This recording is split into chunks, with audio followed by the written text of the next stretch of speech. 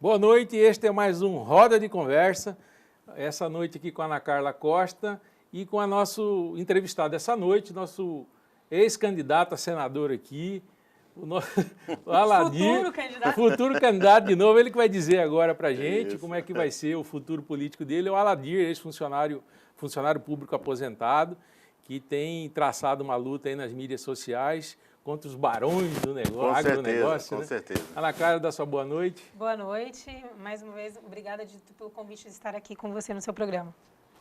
Aladir. Eu quero também desejar uma boa noite a todos e eu estou feliz de estar aqui, porque, na verdade, é uma das primeiras entrevistas que eu estou dando após as eleições aí do Senado. Bom. A gente tirou o propósito de fazer hoje escutar todo mundo que está se pronunciando como pré-candidato a Senado. Enfim, as pessoas querem saber, é uma eleição atípica, é uma eleição suplementar, aconteceu essa cassação, existem recursos ainda da senadora Selma, mas como é que você vê esse ambiente novo, porque certamente você devia estar se preparando para a eleição municipal. Aparece a eleição de Senado, o seu partido, você está no PPL ainda, mudou de partido, tem pretensão de ser candidato, seu partido vai autorizar, como é que está? Veja bem, antes de mais nada, eu gostaria de fazer aqui uma retrospectiva lá do ano de 2018. A questão da eleição no Senado, foram 11 candidatos, né, que teve na eleição do Senado em 2018. Eu tive a honra de participar e fui votado em 130 municípios em Mato Grosso. Olha aí. Eu fiquei em 9º lugar, eu tive 9.421 votos, em Cuiabá eu tive 3.400 votos. É bom frisar que eu vim com a cara e com a coragem. Eu depositei, dito na minha conta de campanha, R$500, porque a lei eleitoral exige esse depósito, o mínimo.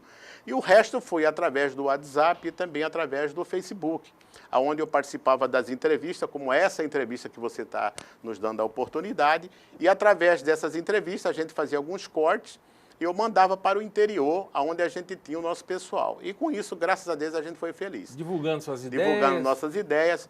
É bom também frisar, porque essas oportunidades que a gente tem, que inclusive essa entrevista aqui, você pode ter certeza que 130 municípios vai ver ela, né, porque a gente tem um compartilhamento com os companheiros. Eu digo para a sociedade, vários companheiros, eu tenho falado isso em reunião, quantos anos nós participamos e vimos eleições para o Senado no Mato Grosso? O ano de 2018 foi nós que levantamos a bandeira e adjetivamos esses barões e tubarões do agronegócio.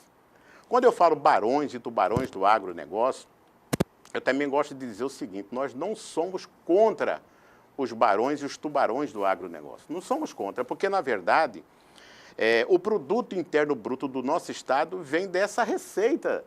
Você está entendendo? Da economia do Estado, do agronegócio.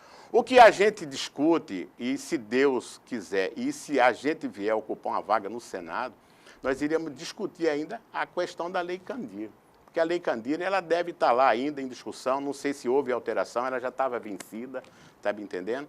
O que a gente quer é fazer com que, Dito, esse recurso que os tubarões e barões do agronegócio recebem, e eu vou dar uma informação que isso aqui é claro na imprensa, que só este ano agora já está no plano plurianual do Estado, mais de 6 bilhões de reais de renúncia fiscal.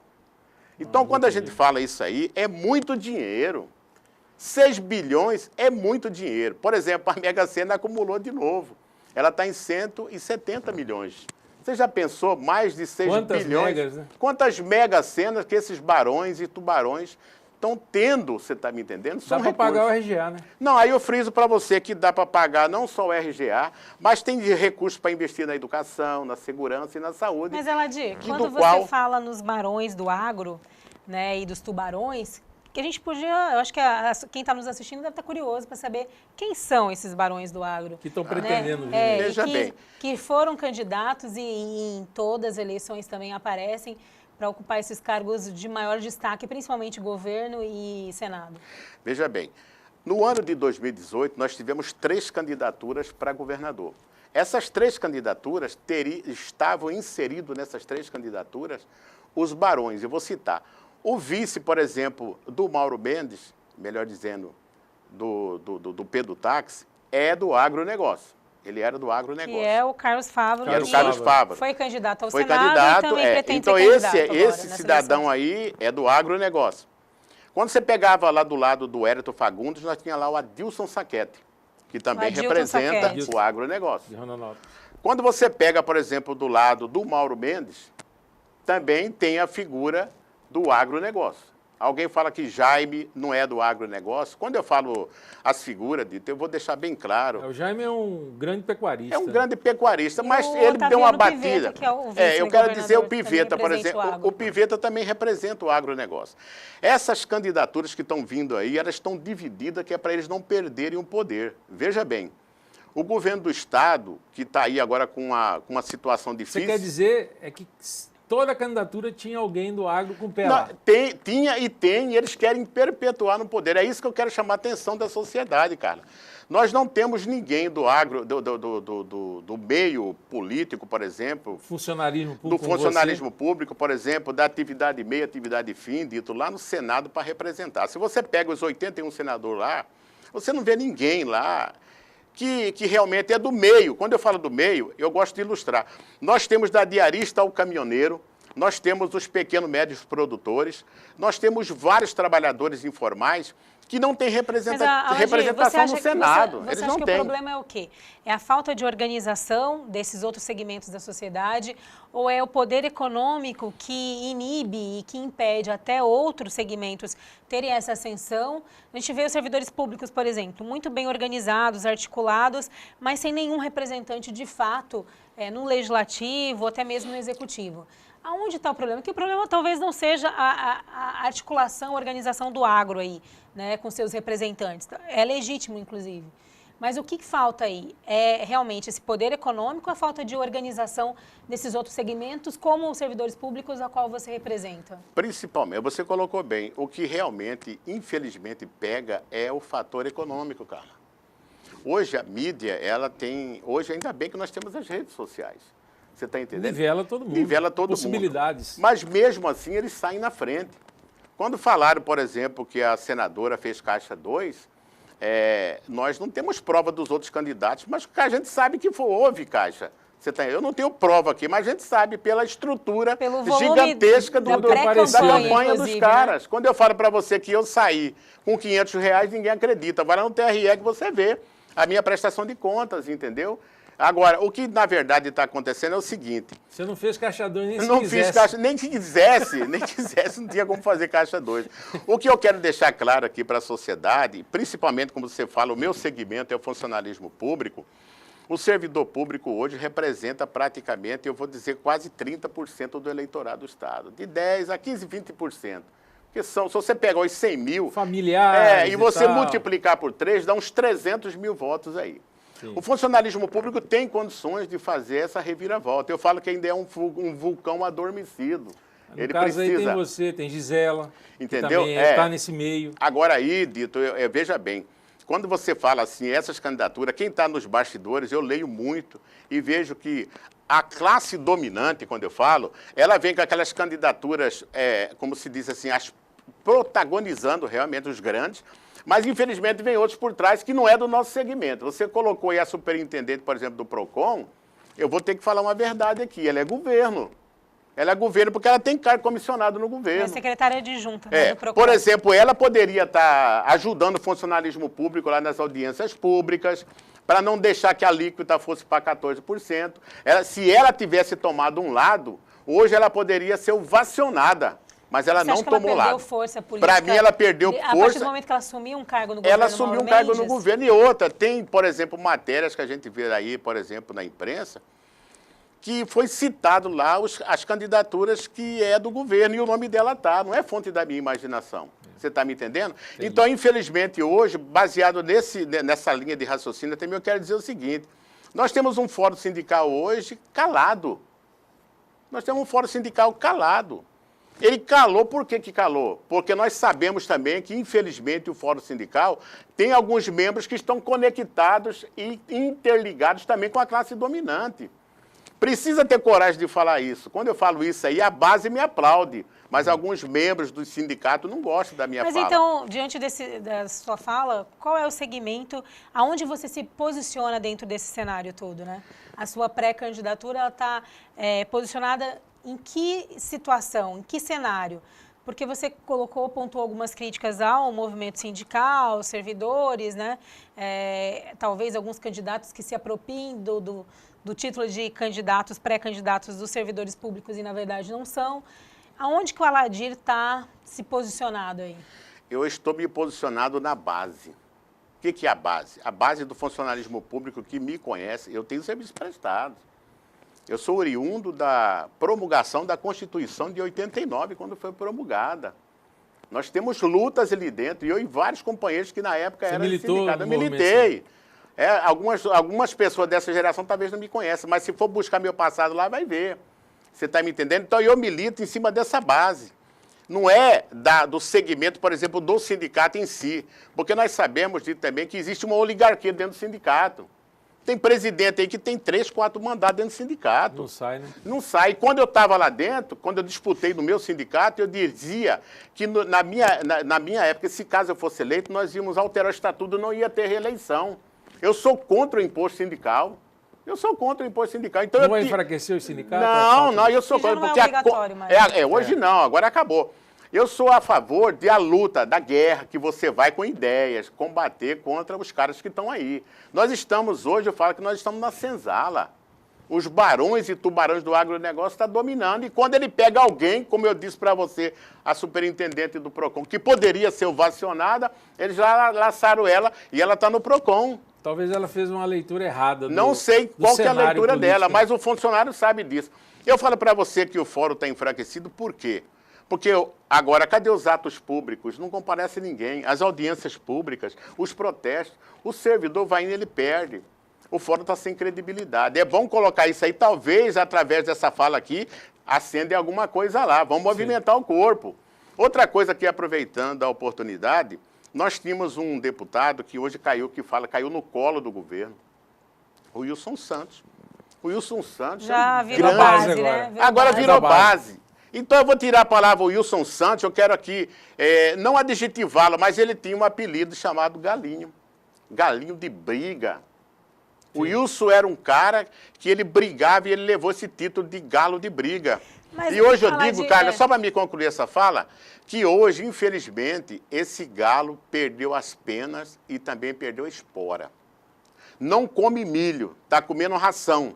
E não é mais frango caipira, virou frango de granja. Isso aqui é bom deixar gravado isso aqui vai mexer, hein? Isso aqui é para mexer mesmo. Você não é galo mais de briga, tu é galo de granja. Não come mais milho, tá comendo ração. Tá entendendo? Lá no sítio o pessoal fala, tá broco. Tá broco. Então tem que ser colocado foi isso. Líder, né, do governo. O Wilson, rapaz, a esperança também estava na pessoa dele. Agora, a imprensa fala, ele caiu, por exemplo, no colo do governo. Um governo que está inadimplente com a União. Mas ele está acreditando no governo que vai. Não, está acreditando e largando o povo. Quando ele fala a base dele, ele pega 80. Hoje, a gente tem, fora o Wilson Santos, que já não representa a categoria dos servidores públicos desde o governo Táxi, que ele foi líder do governo e teve embate, inclusive, com os servidores. E o governo do Táxi foi um governo muito desastroso com relação ao diálogo com os servidores. Mas hoje a gente tem na Assembleia Legislativa Eliseu Nascimento, que veio também, é servidor público. A gente tem o João Batista, que é líder sindical e que é servidor público. Então, assim, a gente tem o Lúdio, que também é servidor público, né? Médico do SUS. Paulo Araújo. O Paulo Araújo também, da servidor saúde. Público da Saúde. A gente tem alguns nomes aí. E aí a Janaína Riva, que também surfou nessa onda aí em defesa dos servidores públicos na gestão Pedro Táxi. Do RGA. O senhor não identifica na Assembleia, de repente, um avanço, talvez, porque a gente tem esses nomes, né? Tirando a Janaína, que não é servidora pública, mas esses outros que foram eleitos e estão na Assembleia, você acha que eles não representam os servidores públicos? Representa. Você fez uma colocação muito importante. Quando você fala de segmento, o João Batista, ele representa o segmento lá do pessoal que... Agentes, né? Agente prisional. Se você é funcionário público, vai sair de algum segmento. É o que eu estou falando. Então, o que eu estou falando. O Eliseu também, da Polícia Militar. polícia. Tem um lá que é delegado, o outro da Saúde. Ah, tem o Claudinei. O Claudinei delegado. Então, eles estão representando os segmentos. Mas são Quando eu servidores falo para públicos. você que aí é que está a raiz da questão. O servidor precisa ter alguém que tem DNA do servidor. Você está me entendendo? Eu não sei, eu posso ser um pingo de água no oceano. Eu quero crer que no futuro vai aparecer uma pessoa dessa que possa congregar essas ideias. Porque, infelizmente, lá, eles estão divididos por questões de segmentos. Cada um está buscando as suas vantagens, que a gente não sabe, para favorecer a categoria. Organizar sua categoria, eu não sou contra também. Agora, que é uma força gigantesca dentro da Assembleia, quase 5 deputados, funcionário público, era para estar fazendo uma revolução dentro do Estado. Eles até montaram um bloco na semana passada de defesa do servidor, né? E que tem, inclusive, o Barranco está dentro, o deputado Barranco dentro desse bloco. Até para defender algumas lutas dos servidores, como inclusive o pagamento da RGA. Né? Então, assim, o que a gente deu a entender aí é que o senhor não identifica uma liderança, de fato, dos servidores públicos dentro da Assembleia Legislativa hoje. Não, como eu falei para você, por segmentos. Você está me entendendo? O João Batista tem um segmento dele, o Claudinei tem um segmento dele, o Paulo Araújo tem um segmento dele, o Eliseu tem um segmento dele. Dentro do segmento dele, eles estão fazendo o dever de casa, você pode ter certeza disso. Agora, eu acho que o que está faltando é uma unificação deles, em prol de toda a categoria. Certo. Porque, na verdade, quando eu falo segmento, eu sou do segmento social. Social, não arrecada. Mas nós fazemos um grande trabalho. Eu sou oriundo da antiga FEBEMAT, que virou CETEX. Eu sou aposentado, eu tenho 3 anos que eu me aposentei. Agora, eu vejo do lado de cá, dito o seguinte, é uma ânsia minha, né? Eu fico com vontade, graças a Deus, não vivo de política, eu tenho minha aposentadoria, tenho o meu trabalho, eu vivo tranquilo. Agora, eu gosto de entrar na política porque eu estou vendo, quando eu falo para você a questão do Senado, eu queria aqui aproveitar também a oportunidade, tem um programa do governo federal que chama BPC, Benefício de Prestação Continuada. Esse benefício de prestação continuada, infelizmente, está estacionado, esse segmento aí de trabalhadores brasileiros que deram tudo pelo país, que hoje tem doenças de alta complexidade. Acidentados. Muitos deles estão fazendo hemodiálise, você está me entendendo? E o pouco recurso que vai para esse benefício é para comprar remédio. Quando eu falo do agronegócio, aí eu fico agitado em cima dessa montanha de dinheiro que esses tubarões, que esses barões estão mamando no produto interno bruto do nosso Estado. Será que não dói no coração de vocês olhar passando pela Avenida da Prainha, vendo alguém com uma deficiência física, uma senhora de idade empurrando um carrinho de picolé? Será que não dói na consciência de vocês que vocês estão com muito dinheiro e está faltando para as pessoas? Isso aí é uma ansiedade minha. E eu vejo isso dito na praça, no centro da cidade. Só para a gente até fechar o papo está muito bom aqui, mas é o seguinte, você estava no PPL. Certo. Agora o PPL fundiu com o PCdoB. Certo. E agora, o Aladir, você está lá no PCdoB, o PCdoB tem candidato a Senado, ou você já foi para outro partido? Não, veja bem, nós estávamos no PPL, tive a grande satisfação de sair candidato ao Senado pelo partido. O partido a nível nacional me deu essa possibilidade, a gente fez algumas entrevistas com eles, fomos sabatinados com alguns dos presidentes, alguns diretores nacionais, viram através do meu currículo e falaram, não, o senhor pode participar. Então, quando acabou a eleição, nós sabemos que vários partidos não alcançaram a cláusula de 14. barreira. Não alcançou a cláusula de barreira. Inclusive o PPL foi um deles. Sim. E o PPL, a nível nacional, optou em fundir com o PCdoB. O PCdoB, o Miranda Bonito, muito meu amigo, o Aloysio, conheço todos eles, são todos companheiros da gente. Sim. Só que a linha de raciocínio, o programa do partido, o estatuto, não só a mim, mas as pessoas que a gente convive, não compactua com aquilo ali. Eles defendem algumas coisas que a sociedade, no nosso caso, a gente não aceita. Então, o que eu fiz? Eu me filiei no PMN. O PMN também não alcançou cláusula de barreira. E hoje o PMN está com a sua comissão estadual ainda não regularizada. Nós estamos aguardando uma decisão da Nacional. Você pode não ser candidato Posso não ser candidato. Por conta de legenda, Por conta de legenda. Se caso for atualizado a comissão estadual do Estado, com certeza vai dar tempo de nós protocolarmos a nossa candidatura. Se porventura não der, eu francamente vou procurar também um outro partido que não seja um partido que é ligado ao agronegócio, porque o meu discurso pode ir por água abaixo, está me entendendo? E eu vou para uma linha daquilo que eu vejo que a população está clamando. Mas aí o senhor é candidato a prefeito de Cuiabá ou não é candidato? Não, veja bem, se porventura a comissão do PMN for regularizada, até dia 17 de março, eu posso ser convenções. candidato a prefeito em Cuiabá também. Posso ser candidato a prefeito. E aqui, falando da prefeitura, eu quero aqui hipotecar apoio ao Abílio, hein? O vereador atuante em Cuiabá estão fazendo uma conspiração contra você, meu amigo. Mas fica firme aí, porque esse grupo que está aí também são partículas do agronegócio, dos gigantes que estão aí. Essa turma aí é tudo do mesmo time. Maravilha. Eles comem churrasco, tomam uísque, bebem suas cervejas, tudo junto. Tem até uma gozação do Manel aí que fala que a mala é falsa, amor. Saiu na imprensa esse negócio aí, ó. Tá me entendendo? Suas Então, considerações finais aí para o nosso público aí, que... O tempo é muito pouco, né? Pouco e a conversa boa, mas a gente vai ter outra oportunidade. Vamos Até esperar teve você cantoria, consolidar né? essa candidatura e você volta aqui. Volta aqui, aí a gente vai apresentar as propostas, Exatamente. porque nós não podemos falar nisso. Bom, eu quero aqui, Dito, agradecer, em primeiro lugar, a fonte inesgotável de todo poder e sabedoria, que é o nosso Deus, na pessoa de Jesus Cristo, através do Espírito Santo dele. É ele que me dá esse preparo físico, espiritual e físico para me lutar. Eu vou continuar lutando. Que me desculpe os companheiros, que às vezes eu falo alguma coisa que eles não gostam, mas lá no fundo eles sabem que é verdade. Então o silêncio do fórum, acorda, fórum sindical. O silêncio do galinho, que eu falei, que já perdeu as penas e a espora, não come mais milho, está comendo só ração, e não é mais galo caipira, agora veio o galo de granja. Poxa, meu irmãozinho, vamos levantar a bandeira aí, tu ainda não morreu. Então esses são os meus agradecimentos. A você, meu amigo Dito, a companheira Carla, que nós fomos colegas de trabalho na Secretaria de Obras há alguns anos atrás. Estou muito grande feliz. Marcelo de Oliveira. Isso, estou muito feliz. Se tiver outra oportunidade, se vocês puderem estar me convidando, estarei aqui, se Deus quiser, se assim for da vontade dele. Um abraço e muito obrigado pela oportunidade.